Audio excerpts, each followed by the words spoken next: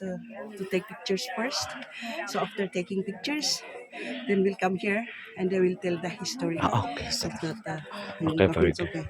So pwede kayong pumunta dyan. It's the same process. Kaya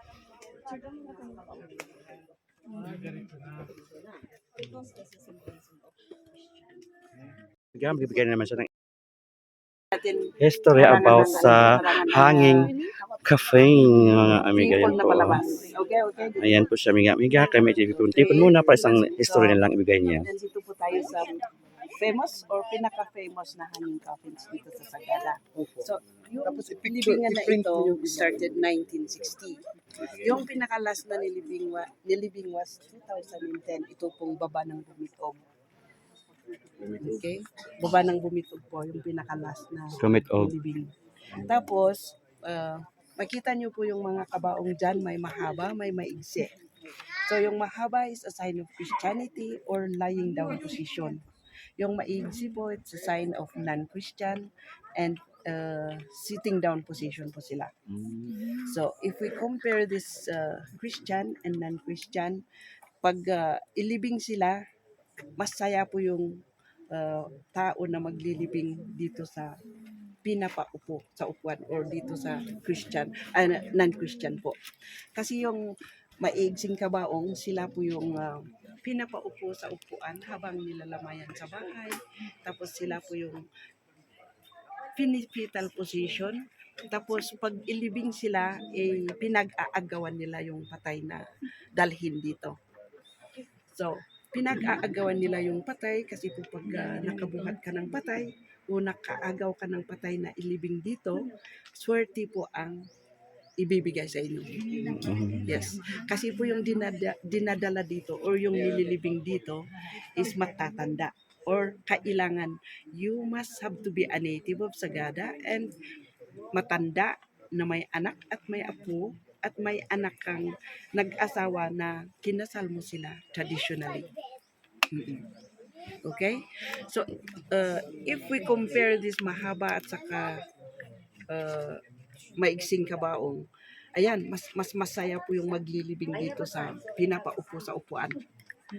Kasi pag ilibing sila, pag maglibing sila, masasaya po yung nagkakarga ng patay. Kasi ayan nga, pinag-aagawan nila yung patay. Bakit pinag-aagawan? Swerte yung swerte yung swerte daw yung makahawak ng patay. Papamana sa inyo yung patay mas lalo kung mapatakang ka ng dugo ng patay. Tapos yung maigsi, sila po yung pinifetal position. Yung po bakit pinifetal position naman sila is they believe that they came from the mother's womb in fetal position, so they must have to go back to the same position. Yan po. Tapos ayan, kayo po naman ang magtanong po. Are there any warriors na living dyan? Warriors? Sila yung warriors. Mother, ang tanong niya, bakit daw dyan nilibing? Hindi daw doon. Okay, kasi po, siya po ang gusto nila. Kasi noon nga walang simenteryo. So dito yung libingan. Gusto nila nakahalin. Ba't maliit, no? Kasi nga nakaupo nga sila. Opo, naka pala siya, fetal. Yes.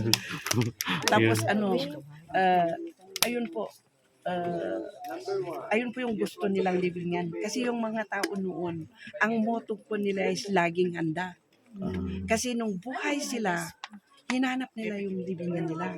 So, habang buhay, binilin sa mga pamilya o sa pamilya niya o mga anak niya na pag mamatay ako dyan, ako ililibing.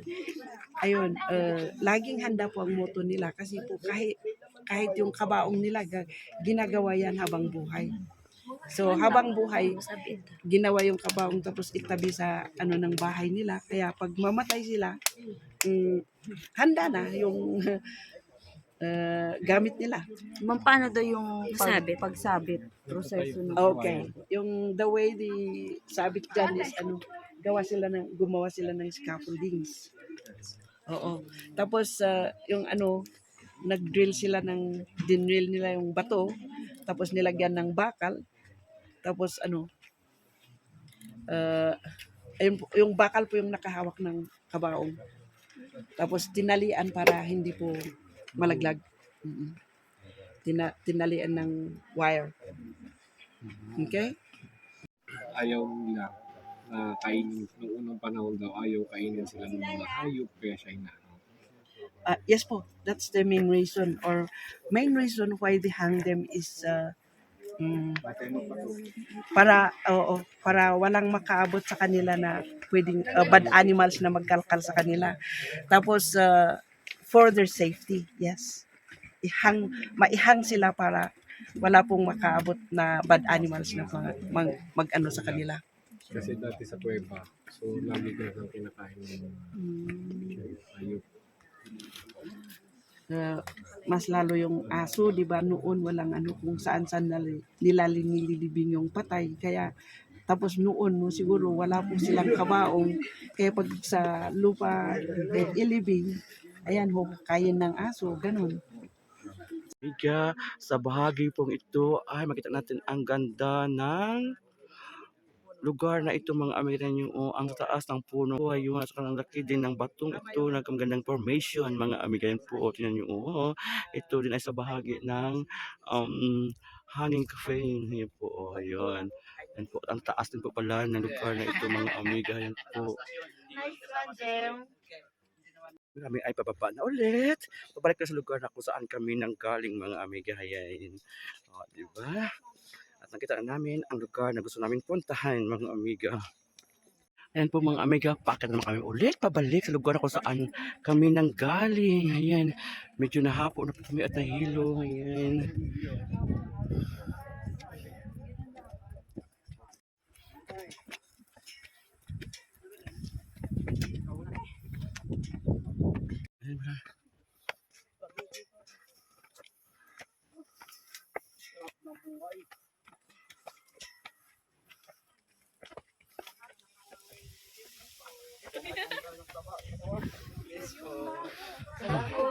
Oh my God!